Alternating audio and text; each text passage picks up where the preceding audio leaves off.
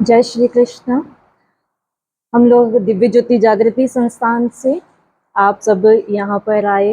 इस रक्षाबंधन के अवसर पर आप सभी को हार्दिक हार्दिक शुभकामनाएं रक्षाबंधन की।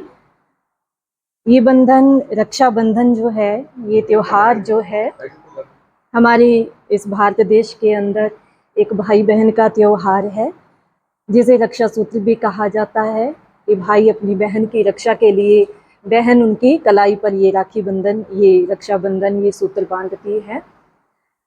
लेकिन हम देखें कि इतिहास के अंदर ये जो त्योहार है ये कब शुरू हुआ था।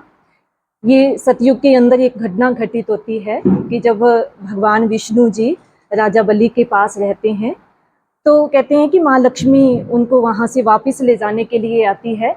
तो वहीं से ही इस त्योहार की शुरुआत हुई थी कि माँ लक्ष्मी ने राजा बलि की कलाई पर ही ये रक्षा सूत्र बांधा था, ये बंधन बांधा था, कि जिसके कारण उन्होंने उनको अपना भाई बनाकर उनसे ये इस रक्षा बंधन के सूत्र इस त्योहार के अंदर एक तोहफे के रूप में उनसे उन्होंने अपने प्रभु भगवान विष्णु जी को वापिस अपने साथ वो यहाँ से अपने लोक ले गए थे। लेकिन हम देखें कि ये जो है रक्षा सूत्र, इसका मतलब है दूसरे की रक्षा करना। लेकिन हम अगर शास्त्रों की बात करें, धार्मिक ग्रंथों की बात करें और बाहरी संसार की बात करें, तो बाहरी संसार के अंदर एक भाई अपनी बहन की रक्षा कब कर सकता है? जब तक वो उसके साथ है, वो तब तक उनकी रक्षा कर सकता है। लेकिन अगर भाई यहाँ इंडिया के अंदर है और बहन कहीं विदेश में बैठी है, वहाँ पर उन्हें ज़रूरत पड़ती है, तो भाई उसी समय वहाँ जाकर उनकी रक्षा नहीं कर सकता। लेकिन आज हम यहाँ पर भगवान के दरबार में, सतगुरु के दरबार में आए हैं और यहाँ पर हम यही कहना चाहेंगे कि हमारा सबसे अच्छा जो रक्षक है इस संसार के अंदर, वो भगवान है, वो ईश्वर है। उनके सिवा कोई हमारा अच्छा रक्षक नहीं हो सकता, क्योंकि ईश्वर हमारे हर पल हमारे साथ रहते हैं और जहाँ कभी भी हमें ज़रूरत पड़ती है वो वहीं पर हमारी रक्षा भी करते हैं और हमें हर समस्या, हर दुविधा से बाहर निकालते हैं। जैसे कि द्रौपदी के साथ हुआ द्वापर युग के अंदर, कि जिस समय द्रौपदी को भरी सभा के अंदर ज़रूरत थी, उस समय उनके अपने बहुत सारे वहाँ पर बैठे थे, लेकिन कोई भी रक्षा करने के लिए खड़ा नहीं हुआ। लेकिन उस समय भगवान श्री कृष्ण आते हैं, शक्ति के रूप में ही सही, वो किसी भी रूप में वो आए उनकी रक्षा करने के लिए, लेकिन भगवान ने आकर उनकी रक्षा की, क्योंकि द्रौपदी ने भी भगवान श्री कृष्ण जी की भी कलाई पर एक रक्षा सूत्र बांधा था, एक राखी बांधी थी, कि जिसका उन्होंने वो कर्तव्य, वो धर्म निभाया।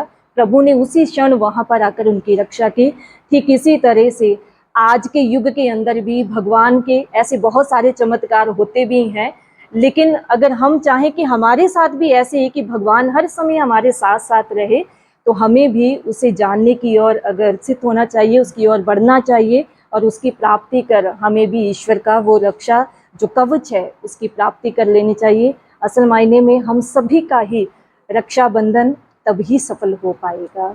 जय श्री कृष्ण। तो क्या संदेश देना चाहेंगे आज के दिन आप? संदेश यही देना चाहेंगे कि आप सभी हमारे जीवन का जो उद्देश्य है उसे जानें, उसे समझें। उसे जानने और समझने के बाद ही हम उस रक्षा को, ईश्वरीय जो कृपा होती है, उस रक्षा सूत्र को, उस रक्षा कवच को हम तभी धारण कर पाएंगे। और उसके लिए मैं तो इतना ही कहना चाहूँगी कि मैंने वो रक्षा सूत्र प्राप्त किया, वो रक्षा कवच प्राप्त किया अपने गुरुदेव दिव्य ज्योति जागृति संस्थान के संचालक एवं संस्थापक गुरुदेव सर्व श्री आशुतोष महाराज जी, उनकी कृपा से मैंने अपने घट में ईश्वर को जाना, उसे देखा और उस रक्षा कवच को प्राप्त किया, जिससे कि मैं हर वक्त उनकी उस कृपा को, उनकी उस दया को महसूस करती हूँ, उन्हें अपने हर पल अपने आसपास महसूस करती हूँ। मात्र मैं ही नहीं हूँ, गुरु महाराज जी के लाखों गृहस्थी शिष्य हैं, बेटियां हैं, बहनें हैं, माताएं हैं, जो बिल्कुल ही इस संसार के अंदर निधड़क घूम रही हैं, अपना कार्य कर रही हैं, अपनी जिम्मेदारियां निभा रही हैं, क्योंकि वो भी हर पल उस प्रभु की, ईश्वर की उस सुरक्षा कवच को महसूस कर रही हैं।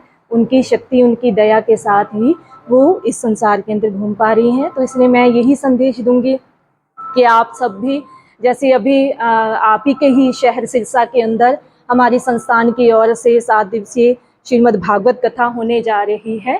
तो ये कथा है 5 सितंबर से 11 सितंबर तक और समय रहेगा रात्रि 7 बजे से 10 बजे तक और स्थान है यहीं आपका सिरसा शहर के अंदर ही अनाज मंडी के अंदर ही शेड नंबर 1 के नीचे ये कथा होगी। तो इस कथा को आप सभी ज़रूर श्रवण करें, क्योंकि इस कथा के अंदर आप भी, ये कथा एक तो ये है कि ये कथा हर वर्ग के व्यक्ति के लिए है, वो छोटा है, बच्चा है, जवान है, कैसा भी है, हर वर्ग के व्यक्ति के लिए इस कथा के अंदर संदेश छिपा हुआ है। वो इस संदेश को प्राप्त कर सकते हैं और उसके साथ साथ जिस रक्षा कवच की मैं बात कर रही हूँ, इस रक्षा कवच को भी वो सब भी प्राप्त कर सकते हैं गुरु महाराज जी की कृपा के द्वारा।